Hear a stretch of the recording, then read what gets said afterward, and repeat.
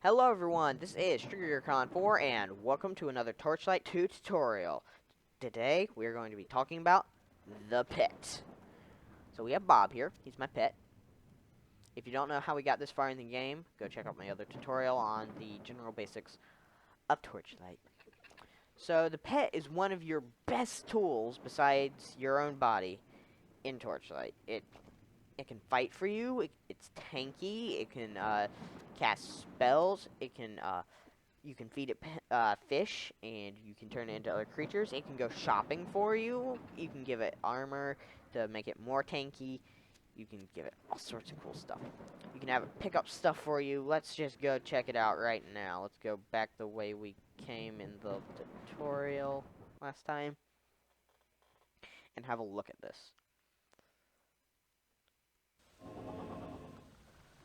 So, your pet has three basic stances: aggressive, defensive, and passive. Right now he's defensive. Let's switch him to passive, and you can see that he does not do any combat. Aggressive, and he will seek out enemies and attack them. Like that. Very good if you're an Ember Mage or an Outlander, because you need something to tank for you. He will run up and tank for you. Very good. Very good.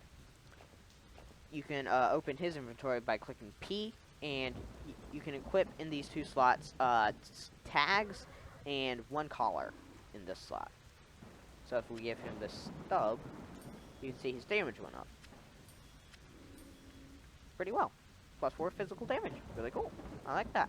You can see his armor to the different elements. You can see your own up here, of course, but you can see his up here, and you can look at him.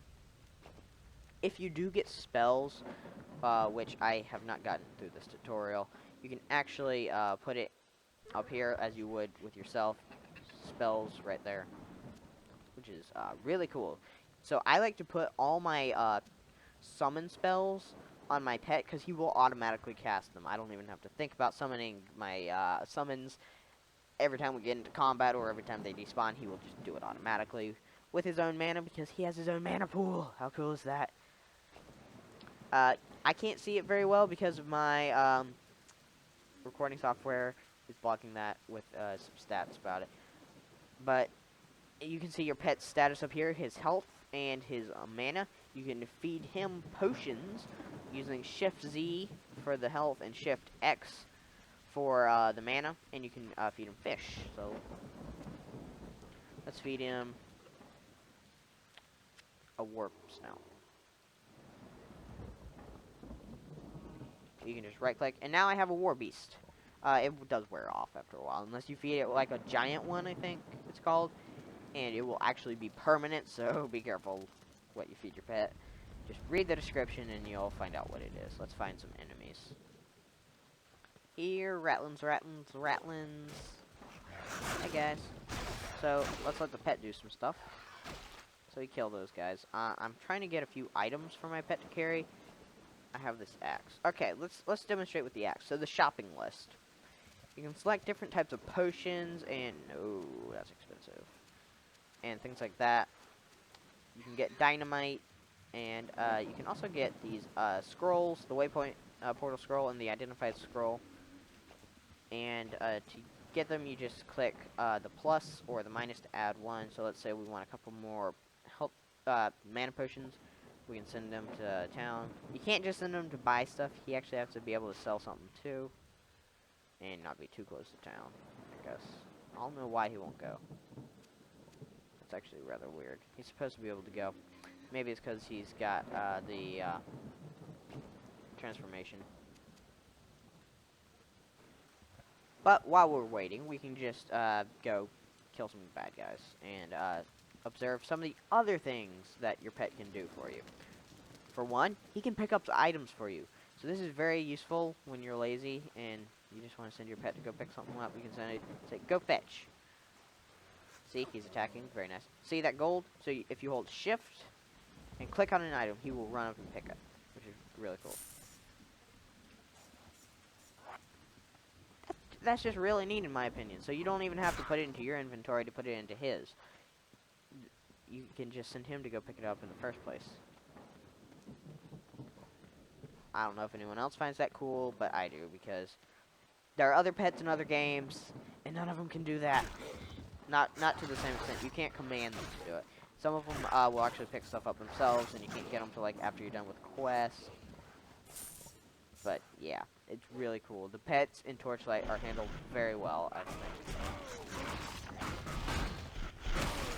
He cannot go and open chests for you, unfortunately, which is quite sad. But, yeah, can't do everything. If he dies, he doesn't die. He will flee. He will go into a flee mode, where he doesn't fight and won't do anything for you. He just sort of runs around like crazy until he heals back up a bit, which is understandable, especially some of the enemies you fight. You're like, yeah, I'd be fleeing too. Giant skeletons with a scythe as long as I am. Yeah.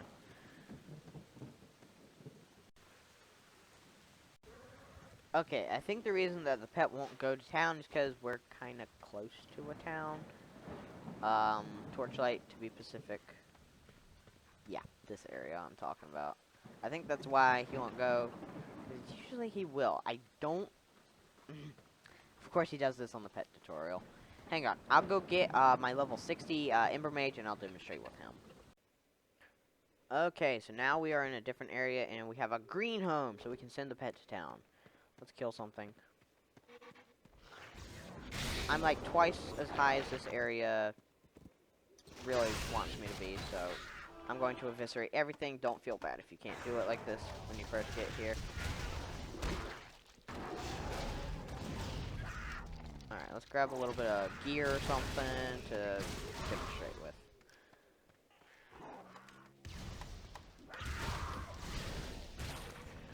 Sorry if I'm spoiling any areas of the game for you. It's just I need to do stuff.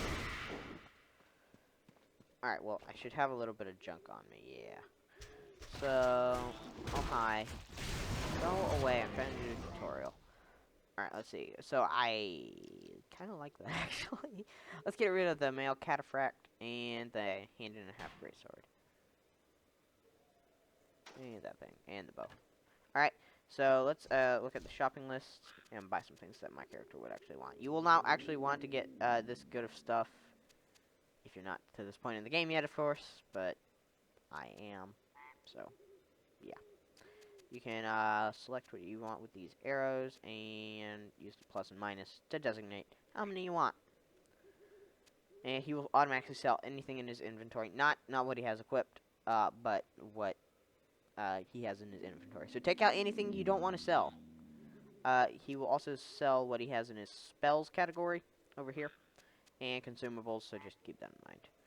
And let's send him to town. Your pet has You can arrived. recall him, and they will stop from selling. Let's Your recall pet him. has returned.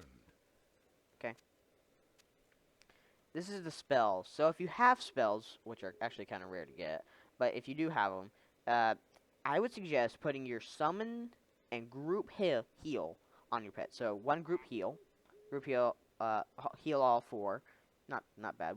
1460 health recovery over 4 seconds. Very good. He will automatically cast that. They cast when they want, when they have enough mana. Summon spells. Put all your summon spells that you can on your pet. You know why? Because he will cast them for you. You don't need to do it. You don't have to remember to do it. He will summon a blood zombie. He will summon a skeleton 4. Yeah. So we can have him. Do I have anything better? Imp 3. Imp 3. Yeah, I can't really upgrade anything for you here. I could give myself stuff, but I like passive because I don't have to work at it.